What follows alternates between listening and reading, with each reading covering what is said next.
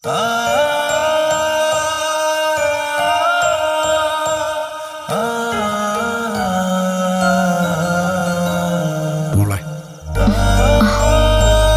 അച്ഛാ, നമുക്ക് പേടിയുണ്ടോ? പേടിയല്ല അച്ഛാ, സങ്കടാ വരുന്ന. നിങ്ങളൊക്കെ വിട്ടുപോവാണല്ലോ എന്ന് ഓർക്കുമ്പോ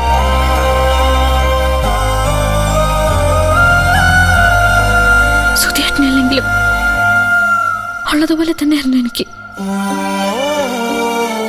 അത് എനിക്കൊരു ധൈര്യമായിരുന്നു, ആശ്വാസമായിരുന്നു.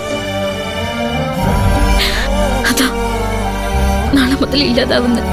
മോളെ, കഴിഞ്ഞതോ കഴിഞ്ഞു. ഇനി അതിനെക്കുറിച്ചൊന്നും മോൾ ഓർക്കരുത്. സുധിയല്ല, സിദ്ധുവാ ഇനി മോക്ക് കൂട്ടാൻ പോകുന്നത്. ഇനി അങ്ങോട്ടുള്ള നിന്റെ ജീവിതം അത് സിദ്ധുവിന് വേണ്ടി മാത്രമുള്ളതായിരിക്കണം.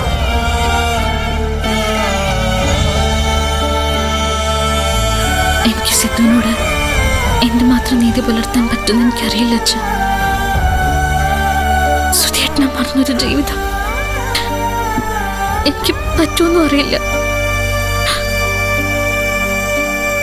ഒരിക്കലും സിദ്ധുവിനെ വേദനിപ്പിക്കാതിരിക്കാൻ ഞാൻ ശ്രമിക്കാം. മറ്റൊരുറപ്പും ഈ സമയത്ത് എനിക്ക് തരാൻ പറ്റില്ല. എൻ്റെ മോള് നല്ലവളാ. മോളുള്ളിടത്ത് സന്തോഷവും ഐശ്വര്യം ഉണ്ടായിരിക്കും. മോള് ധൈര്യമായിട്ടിരിക്കേ. ഇനി അങ്ങോട്ട് മോടെ നല്ല സമയം വരാൻ പോകുന്നേ.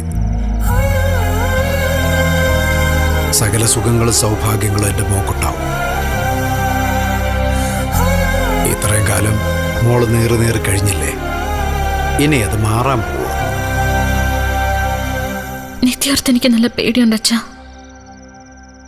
ശരത്ത്, അവനൊരിക്കലും നമുക്ക് വിശ്വസിക്കാൻ പറ്റില്ല. അവനും കൂടി ഇവിടുന്ന് പോണം, എങ്കിലും എന്റെ മനസ്സൊന്ന് തണുക്കും. അവനെ ഓർത്ത് മോള് വിഷമിക്കണ്ട. എനിക്കറിയാലോ അവനെ. നിത്യമോളെ അച്ഛൻ നോക്കിക്കോളാം. അവക്ക് ഒരാപത്തും വരുത്താതെ. പണ്ട് ഈ വീടിന്റെ തണലുണ്ടായിരുന്നു എനിക്ക്. അതാ നാളെ മുതൽ നഷ്ടപ്പെടാൻ പോകുന്നത്. എവിടെ പോയാലും ഓടി വരാൻ ഒരു സ്ഥലം, അതായിരുന്നു എനിക്ക് വീട്. പക്ഷെ നാളെ തൊട്ട് എനിക്ക് ആഗ്രഹിക്കുമ്പോഴൊക്കെ ഇങ്ങോട്ടേക്ക് വരാൻ പറ്റില്ലല്ലോ അച്ഛാ. അങ്ങനെയാണോ മോള് ഞങ്ങളെക്കുറിച്ച് കരുതിയിരിക്കുന്നേ? എപ്പോൾ വേണേലും എൻ്റെ മോക്ക് ഇവിടെ വരാം. ദേ, ഇത് മോടെ വീട് തന്നെയാ. സിദ്ധുവിനെ കല്യാണം കഴിച്ചു എന്ന് കരുതി അതൊന്നും മാറാനും പോകുന്നില്ല. മരുമോളെയല്ല, എൻ്റെ സ്വന്തം മോളെയാ കെട്ടിച്ചയക്കുന്നേ. മോളിവിടെ വരണം, ആഗ്രഹിക്കുമ്പോഴൊക്കെ വരണം. മോളെ സ്വീകരിക്കാൻ എന്നും ഈ രണ്ട് കൈ നീട്ടി ഈ അച്ഛനുണ്ടാവും. ഇനി എൻ്റെ മോടെ കണ്ണ് നിറയാൻ പാടില്ല. അതിനാ അച്ഛനൊരു കൂട്ട് തരുന്നേ. എല്ലാം ഭംഗിയാവും മോളെ. ഈശ്വരന്മാരെ എൻ്റെ മോളെ അനുഗ്രഹിക്കും.